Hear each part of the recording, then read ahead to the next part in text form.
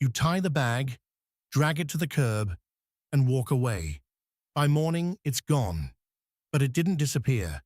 It began a journey most people never see, one that may outlast your great-grandchildren. Here is exactly how it happens.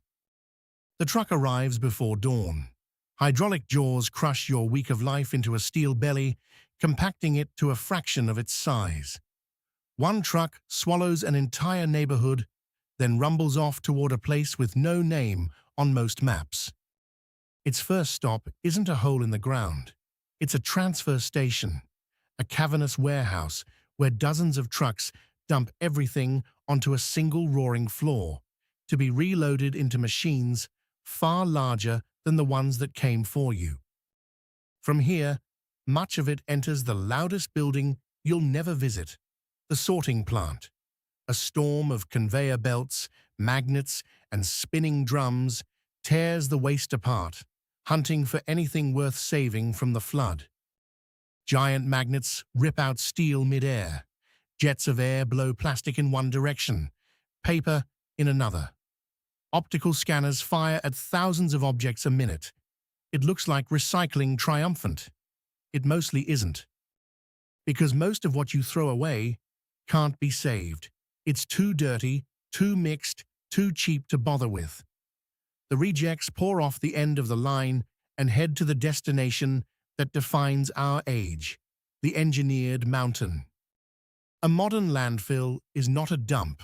It's a sealed structure, a clay and plastic basin engineered to trap poison for centuries. Bulldozers climb its slopes, packing trash into layers as dense and deliberate as a dam.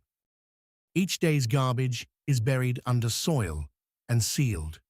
The mountain grows floor by floor until it towers over the landscape. A man-made hill of everything we refuse to keep, slowly turning to stone beneath our feet. And deep inside, it breathes.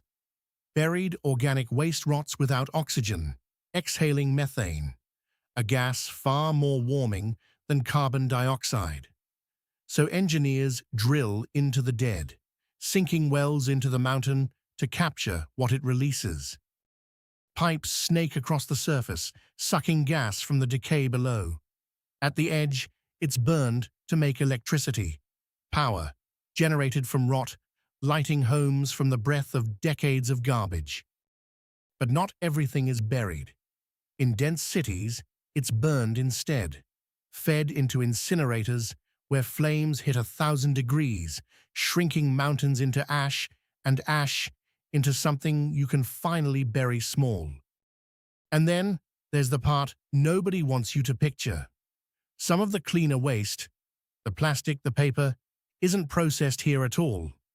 It's baled, loaded into steel containers, and driven to the docks. Stacked onto cargo ships, the garbage of wealthy nations crosses oceans. For years it sailed to countries that agreed to take it until they began refusing, and the containers started turning around at sea. Much of it ends not in a factory but in a field, dumped, burned in the open, or washed into rivers in places that never consumed it. The final, hidden cost of a word we made up, away. So there is no away.